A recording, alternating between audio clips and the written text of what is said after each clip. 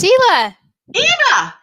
look at this. We're back together again. I can't stand it. You can't stand it that we're back together again? I know, this is so exciting. It's been like, I don't know, a month of Sundays since I saw you. It's been a month of Sundays, and I realized our little intro, I think we need to tweak it because it looks like we're sitting, with our cup of joe in Florida, but that's not the case anymore, is it, Sheila? I know, and it's nighttime, so it's going to be a cup of wine instead of a cup of joe. Well, that's true, but the big news is I'm not in Florida full time anymore. I am now in the Research Triangle of North Carolina. So it's very different. Sad. Pardon? Making us sad. I know, but I still have a house down in Fishhawk. So maybe once I get things kind of sorted up here, I'll go back and forth. But I'm really happy to still have this. And thank goodness for Remote Joe and the fact that we have a great producer, Aaron, and a great guest person or booker, Melinda, that's, enables this all to happen. And next time I'll have a much better background, but this is kind of, I think, indicative of where I am. I'm in North Carolina. Everyone likes the color blue here, and hopefully they like blue for many other different reasons that may be significant. One can only hope. One can only hope. Did you hear the breaking news? We announced it on our Twitter feed. What's that? COVID-19 has officially endorsed Ron DeSantis for president in 2024. Oh, did he? Well, yep, COVID-19 officially did it. Well, he is making it very easy for it to be transmittable, especially, the boards of education, they're the next on the list. They're all going to be, the COVID-19 is going to sponsor the boards of education with maybe the exception of Broward, but that's next on their list. Well, and they were told that if they mandated masks, he'd pull their funding. Of all the things to be upset about. I know. I don't know. Well, we can be upset about many other things down here. Yes. Florida is just the epitome of what can go wrong.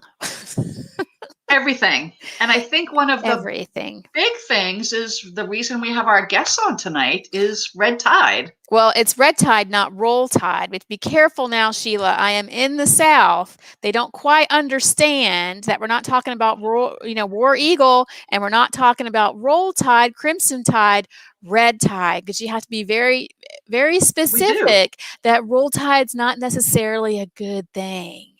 No. Red tide is bad. Red tide smells. Does it? Well, so does roll tide. They are kind of smelly sometimes. Yeah, especially those football players. They really, yeah. Well, even Alabama in general. I'll just say it. Anyway, this is why we get in trouble sometimes. You see, we're back at it again. I know.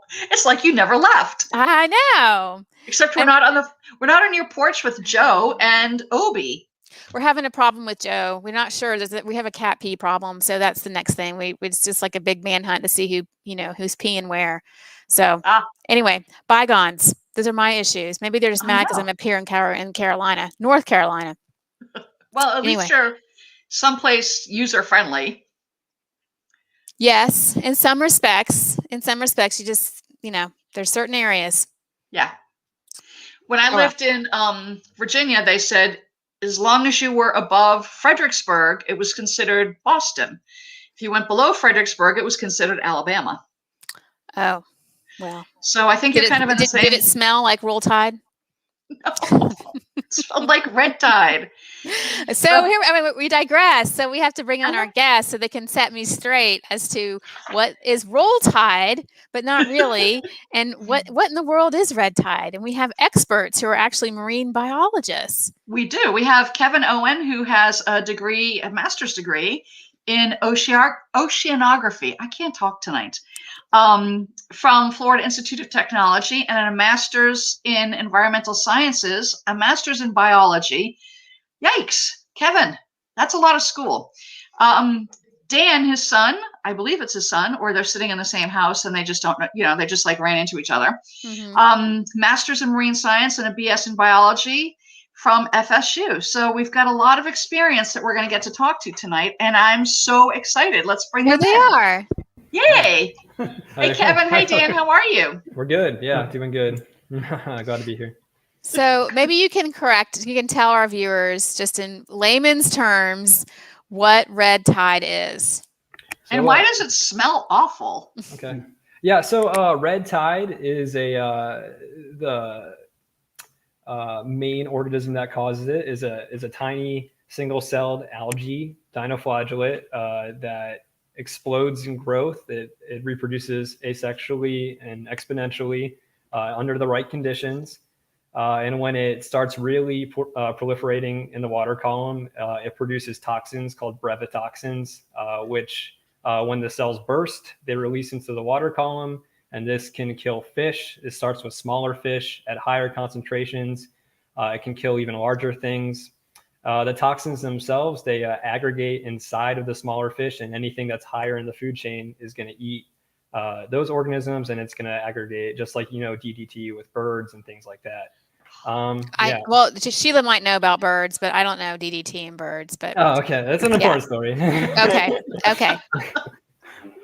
Fortunately, the DDT was banned about 50 years ago, so therefore a lot of the people do not know about it. Yeah. Okay. But unfortunately, red tide's still obviously a very current and big issue here. So. And so then what causes these organisms to proliferate? Like, is it a chemical imbalance or what's the issue? What causes them to kind of go nuts and explode and make everyone die? So red tide itself is a naturally occurring phenomenon. Under the right conditions in the water, when these things get growing, they can just keep growing until they don't have fuel anymore. But the main driver of these kind of blooms is basically the nutrients in the water, things like nitrogen and phosphorus. That they allow, just like your lawn fertilizer. These are photosynthetic algae. They grow with the same kind of things, and once these get into the water column and there's enough of them, we have a huge explosion of red tide. Pretty much what we're seeing right now in Tampa Bay. So is it people trying to keep their St. Augustine grass? That's definitely growing? That's definitely a huge part of it, and we can go into that in more detail. But so a lot of people are pointing fingers right now, and I mean the leading theory and what we also agree with. There was recently the Piney Point phosphorus plant release into the bay, and a couple months ago, in which at least we and at least the other researchers that are looking into this believe that this caused this massive bloom very early in the season from when these usually occur. So we were looking at some of the numbers today, and it's the worst bloom they've had in Tampa Bay in at least 30 years. And we don't think it's like, a coincidence that we have these giant nutrient releases that don't need to be occurring in the bay, and we're obviously seeing massive impact because of that. So also like in 2019 and 2020, we really didn't have any red blooms here during the summer. Mm-hmm. And then just by coincidence, we have this rather large one. Another problem that we have on the Florida West Coast, some of the professors at USF, they are proposing that we also have upwelling from the deeper waters in the Gulf that can carry red tide organisms into shore. Mm-hmm. And so just simply with them coming into shallower water, they get concentrated. And then that can lead to age of red tide also. An upwelling is a movement of water from deeper parts of basically the Gulf. It's called upwelling. Yeah, it's called upwelling. It's we'll need that for crossword one time. Mm-hmm. Yeah, definitely. Yes. Yeah. So when that the colder, more nutrient dense water it gets pushed up into the surface. This could also be carrying red tide organisms. That's at least a leading hypothesis on it. So now I have a question, because we had about 3 or 4 months ago, the Navy did some underground testing they were trying to figure out, I guess, the tsunami effect on some of their newer ships. And they were doing it out on Tampa Bay, where they would release a charge to see how it affected the steerability of the boats. Would that have anything to bring up the water? So that's interesting. We recently saw one. I think it was over on the other coast, where they were blowing up, having big explosions in the water to test like the durability of a battleship. That I'm sure we might have been part of. But Anything that's going to stir up the water column. So it's not just, these red tide organisms, any kind of algae that is in these circumstances where nutrients are spinning around or the water column is being mixed, anything like that, it can cause a bloom in algae. So anytime that you see like a hurricane coming through, which has a big stirring effect in the system, it stirs up all the sediment, anything that might be trapped down in the sediment. Usually it's pretty nutrient dense, especially in the bay, is going to cause a big algae bloom. And it doesn't have to be red tide, but basically anything that's going to stir up the water column like that, it could definitely cause a bloom. And then if the conditions stay the same way, then it's going to keep proliferating. But especially I remember when Hurricane Irma came through down in Key Largo when I was down there in grad school. As soon as the hurricane came through, there was a massive algae bloom, and the water turned from crystal clear down there to basically pea soup, and it was like that for a couple of weeks. So it takes one kind of big event that releases all these nutrients into the water, keeps it stirring, and keeps the algae growing. So yeah, and also I think that part of the reason why the red tides can persist is because once these conditions are created, quite often they will remain here in the Florida area for quite a long time, and that allows the blooms to continue to grow. Yeah, this is why we might be seeing some things seasonally. Yeah. And so then also, a lot of the, the runoff from the land is a problem. On the East Coast for several summers, they were releasing waters from Lake Okeechobee that was feeding blue-green algae over on the East Coast. Similarly harmful algae. Yeah. And so then down in Charlotte Harbor, they also get large runoff from land, and so quite often that's where the much larger red tides are. Yeah, they have it much more frequently in the Port Charlotte area. They see it in years when we don't. But I mean, the compared to some of their land runoff down there, it's much bigger than it is around the bay. So yeah. So speaking of red tide, I know we were talking a little bit earlier. It not only occurs in Florida, is that right? Yes. So what other areas might it occur in that people aren't aware? And then we have to, I know Sheila wants to get to the seafood question, but we'll get there in a minute. Yeah. Well, red tides are found throughout the world. There are 200 different species that can create them. And so the red tides in the different areas are formed by different species because each species has its own temperature and salinity range. So therefore the types that we get here in Florida, you don't see them further north because they cannot tolerate the colder temperature. Whereas the type of red tides that you see up in the Massachusetts area, we don't see them here because they can't survive the longer. I mean the warmer weather, and so they have been being caused continually throughout the world, and so fortunately here, like we were talking about beforehand, we have a lot of monitoring going on, so therefore we don't have a lot of people getting sick from the food and things because they are protected, whereas in other parts of the world they really do not know they've got a red tide problem until somebody begins getting sick, basically. So it's just more prevalent in Florida. I don't know from awareness or that it stinks or who knows. But Sheila, do you want to ask the question I know that you're dying to ask? I do. For all of us grouper fans out there, and I know you answered this offline, we've been seeing all these fish kills and, the 100 tons here and the 50 tons there. And, excuse me, grouper's been on the menu, and grouper is one of my favorite fishes. In fact, it's the only fish I'll eat because I'm just a fish snob. And I also grew up in Massachusetts where, you had fish every Friday. So my question is that because Massachusetts or you were Catholic? Because I was Catholic and I lived in Massachusetts. So it's pretty much the same thing. I'm just making that clarification for our audience. It's not because Massachusetts necessarily, it's because you're Catholic. Yeah, or but raised Catholic. Okay. It's both up there. So for grouper, what can we eat the grouper with all this red tide shenanigans going on down here? You can take that. No, you go for it. Okay.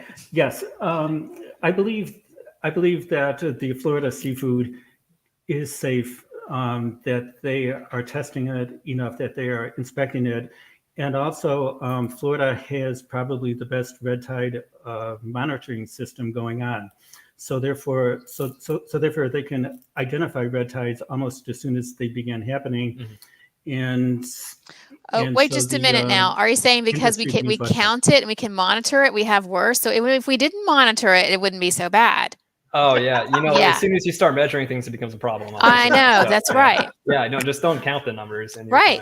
fine. Yeah. That was our fault. Mhm. Or just report them every 7 days. Yeah, is don't it? worry about Or it. maybe we just have too many marine biologists that are down here. Maybe they Yeah, should oh go up to yeah, it's definitely just Massachusetts. us being vocal about the problem. That's Obviously. right. That's right. But yeah, the funny fact about the grouper in Florida, at least, I know we were talking about this earlier, but there's, I believe last time we checked, there's 34 different species of animal that they can serve as grouper in Florida restaurants. So you said you only liked one type of fish, but you probably You're like a lot more wrong, than Sheila. You've asked the question to the wrong So people. wait, I eat 34 different kinds of Yeah, fish? it turns out you're a big fan of fish. So you like some of these restaurants. You might have to ask about the grouper.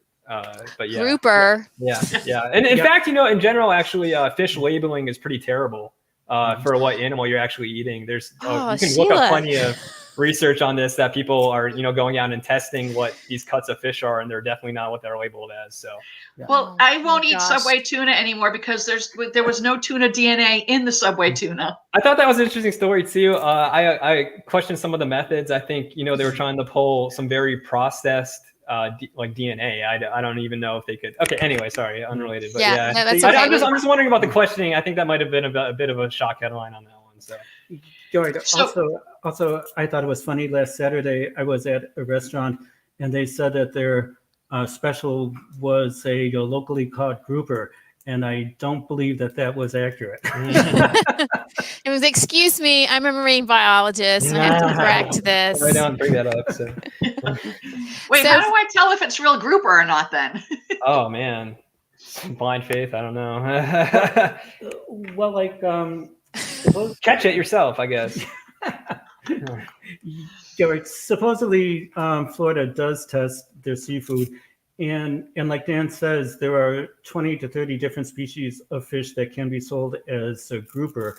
And so with such a wide variety, I'm sure that the fish you are getting is grouper. Yeah, Grouper. but overall, it should be safe to eat from red tide. So. Yes. That's So- all I needed to know. So if for those of us Floridians, and actually I'm a native Floridian, what can we do? How do we get involved to try to, I guess, Mitigate? help mitigate? I don't want to say. I was trying to think. It's not really help the red tide, but other than giving up the St. Augustine grass, which I would gladly do. I don't think that's Right. native Oh, yeah. to Florida anyway, Yeah. and that stuff is hard. Mm. So what can we as Floridians do? If it's different organizations we should get involved in, or just stop washing our hair? I don't know. Okay. So sorry, someone just rang our doorbell. I'm sorry. So we're dealing with that. Okay. So some of these. I'm sorry. Give me just a second. That's all right. We could just It's continue. typical of our show. that Yes. some Yeah. random There's stuff something happens in our happens. shows. Flowers. Oh, it's because you were on the show. That's They really saw funny. us on. This is live, and so they wanted to get a little. If there are flowers on the Wow. show. All the dogs started barking. Okay. So anyway, what we can do, this actually is kind of an overall, systemic issue with some of the policies in Florida. But what we can do on our own terms here. If you're living in an area that is experiencing these fish kills, the city and counties are the ones responsible for cleaning up the fish. But they can't do it all the time, and they can't do it in every area. So if you're in an area that's impacted by red tide fish, then you can, if it's your dock or seawall or any riprap, anything like that, you can go out, you can clean those carcasses up, throw them out in the trash. Don't put them back in the water. If you're putting them back in the water, you're making the situation worse. These things are going to decompose and start fueling these issues. So, the part of this red tide basically is really just trying to stop the conditions that let it grow as well as it does. So the biggest ones are actually, what you said, the lawns and the runoff. Basically, so I saw a pretty good blurb today. It was if you if you care about keeping Tampa Bay blue, then maybe don't worry about the green on your lawn. I'm all for that. Me too.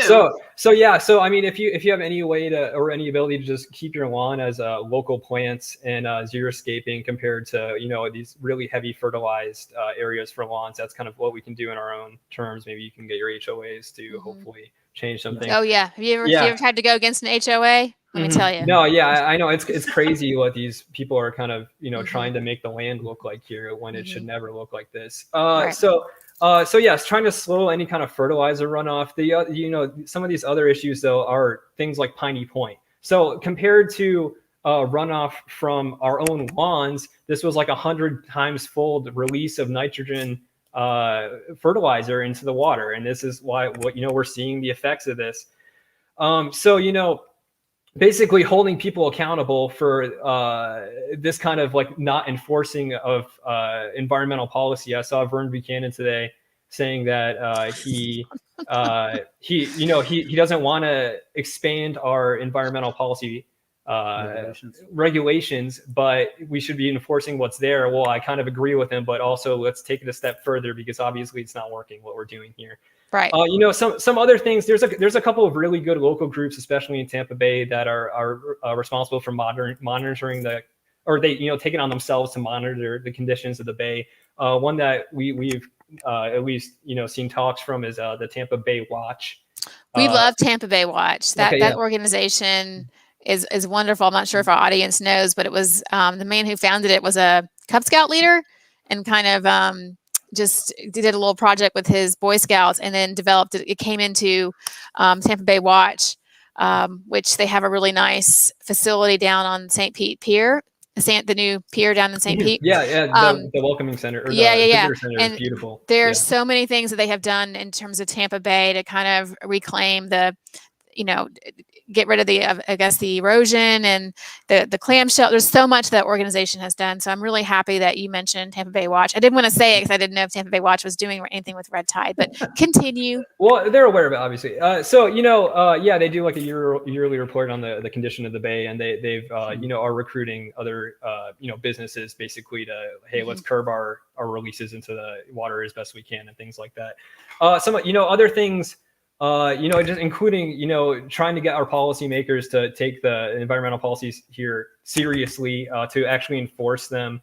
The other things, are just, I think, one thing that's incredibly important on just a general populace level is to be informed about what's happening in the area. I think, at least for Florida and especially Tampa Bay, the water here is a very central part of our economy and our lives here. And, it really behooves us to understand the habitats that are local to us in Florida, to go out and check out, the piers or the bridges, the seagrass areas, the mangroves, the wetlands. There's all these great areas you can check out. Show them to your family, show them to your friends, to see that, these are areas that we need to protect. So, and in doing that, we need to basically try to, put money into, restoration efforts for wetlands, for mangrove areas, that kind of thing. Some other things I'm trying to think. Yeah, so all these kind of living shoreline areas, these areas that are, instead of putting seawalls in, are planting trees like mangroves and natural grasses. These kind of areas help filter basically the land water runoff into the bay. So supporting these kind of areas is extremely important. Contacting local officials, I already said. Just spreading the word about what's going on here. It's just, it's super important, because a lot of people, I live on the water, but, I talked to my neighbor and they had friggin' no clue about Piney Point or, what was going across the bay. There's at least, 24 other Piney Points in Florida. There's several on Tampa Bay. There's several on the Atlantic coast. These are areas that we need to be very concerned about, because if any of these walls break like this Piney Point did, we're getting another scenario of this. And, if these keep happening, the ecosystem is not going to bounce back.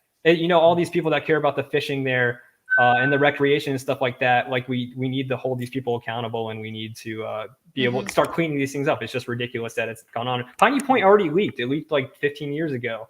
And this was, back then, we're like, oh, we'll fix it. Well, let's see it fixed, because it's not. So, yeah.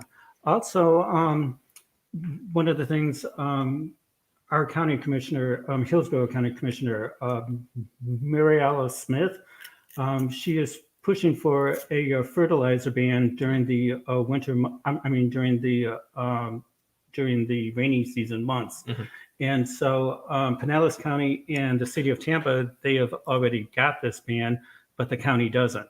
And so, you know, if they were to implement these bans, you know, Hillsborough County accounts for a lot of the drainage for the Tampa Bay, and then of course into the local Gulf. So it would be helpful if the counties would be moving ahead with these fertilizer bans. I think like Dan was saying, blue water is more important than the green grass, especially since more things probably live in the blue water. Yeah, you know what? One, unfortunately, a lot of people, you know, have a kind of a sense of mystery about the ocean. But I mean, there's a ton of absolute life in there. It's, you know, it's a whole different kind of world. And obviously we're seeing the organisms that were in there washing up on our shores right now in an incredibly horrific manner. So, speaking of that, how is this impacting the dolphins and the manatees, specifically the manatees, because they kind of chill out here in the winter where the water's warm? Well, actually this summer, the problem may be more the dolphins. There have been, we were told that during the last couple of weeks, there have been 8 dolphins, quote unquote, stranded in Tampa Bay. And so for the stranding, that meant that 6 of them died. And so the manatees, fortunately, they moved out of Tampa Bay probably before the warmer water, but they could be affected along the coast. There was a red tide a couple of years ago that hit just as the manatees were leaving, like the Tico plant area. And so they had to swim through the red tide, and that was very stressful for them. But I believe, Dan, you saw the number of manatees that had died. So I mean, besides red tide, manatees are doing really bad in Florida right now. Like since 2021 started, they reported like 600 have died, and that's just what they're seeing. You know, the issue with manatees is that they need seagrasses. You know, they're pretty much the cows of the water. And seagrasses are extremely impacted exactly by what the conditions we're talking about. If there's any kind of algae that's growing in the water column above the seagrasses, then that's going to shade out the seagrasses, and it leads to the seagrass dying. This is their food source, and they're seeing an absolute ton of manatees starving to death. So if you see like any report of a manatee dying of like a cold stun, it's probably because the manatee was starving. It couldn't maintain its buoyancy. It went to shallower water, and then it was exposed to the elements. So it's, you know, one of the most important things in Tampa Bay is protecting the seagrass areas. This is like super vital habitat for all the fish here. Juvenile fish grow and develop in there. It's an important breeding habitat. Same with the mangroves. And when these things are impacted, it's going to impact our fish stocks, which is going to impact the fishermen. You know, it's all connected, unfortunately, and it's also connected to what we do on the land. So right. Well, we appreciate you guys coming on and trying to spell this out for us. So I think I got the headlines. It's like no more fertilizer. Everyone contribute and support Tampa Bay Watch. Right. And if we want to turn Florida blue, not only do we need to get rid of the red tide, but we'll do that by letting go of green. Yeah, there we go. Which is kind of weird. I mean, because green's also recycling, and that would also kind of indirectly help. Different kind of green, yeah. But, different kind of green, yes. Yeah, I don't know. This is pretty good talk. If you ever want to have us on again for any, we will environmental definitely. issues, I'm yes, pretty and passionate about it. So. Sheila doesn't really like grouper. It's just a whole bunch of different 35 types of different fish that she can like. It's the family, the grouper family. Okay, the grouper family. Oh, you know, I'm never going to live that down. No. I'm sorry. She won't. She's serious. I'm not living the bird thing down. Never. Because, you know, only people over a certain age know about birds. Yeah, that's true. That's true. Well, thank you guys. Thank you, marine biologists, for being on our show. Hopefully we won't have you on again to explain more if it turns into super red tide. But we appreciate you guys coming on and explaining this to us. And we hope all of our audience and Floridians takes, some of these tips into account. And as we work against our HOA, that's what I heard too. Yeah, that's what I heard too. Can't wait for that. And wait a minute. I want to work against the highway department because there's no reason for grass to be in a median strip. None. Yeah. I don't know. The HOA is a little bit more fun though, Sheila. I mean, Maybe the that's a little more Karens, doable. the Karens on the HOA. I mean, come on, they're easy targets. So, well, thank you guys. Guys, thank you so much. We appreciate it. Okay, thanks. See you. Bye. Bye. Bye-bye. So yeah, my back wall was blue because we want to turn Florida blue in so many ways than one. And what I forgot to tell you is that I have a red drink for Red Tide. For like Roll Tide, I have a pink drink. No, because Red Tide. I'm pink. So anyway, it was so nice to see you again, and I thought hopefully, I thought that was great. yes, because you get on the beach. Living in Florida, we never go to the beach in the winter because there's so many tourists. You can't find the beach. woo, I can't find myself, and the light goes on. Anyway, I have to do motion. Those dang motion lights. I'm doing the blue wave now, Sheila. And it's not working. Anyway, we usually go to the beach in the summer and it's stinky. You can't even go down there. It's so disgusting. Is it because of the Alabamians that are there? Is that why it's stinky? Yeah, I'm pretty sure. Yeah, okay. Well, I don't know who we have for a guest next week. I completely zoned out. I don't know. And I know that Melinda told me. Well, we do have a Google thing. I can look it up. You should. Let's see. Let me look it up. But I'm kind of grooving on this 7 o'clock thing, aren't you? Yes. I like it. You just have to leave work early. I do. Like I did today, right? Yeah, I can see you at your job. Oh, yeah. It's blank. We have no one. Yeah, we will. Don't worry about it. Okay. Well, the Google spreadsheet says a blank. And so, Melinda. It's just like my life. No, that's not true. You just can't. You're just immobile at the moment. I know. That's true. Yeah. I was going to tell you something funny that happened today, and for life of me, it just blew right away. Must have been a bird that I saw. Oh, those birds. Well, and it was good finally seeing you in person. I know. It's good to be back. We miss the Cup of Joe and I miss our audience. So I'm happy to be back. And thanks for everyone for being very patient with both of us for all of our crazy schedules as we readjust for the fall and upcoming election season. And thanks to Melinda and Aaron for pinch hitting for both of us or one of us all summer. Yes, for sure. Thank you guys. Yep. Thanks, everybody. And to Ruth. To Ruth. All right. See.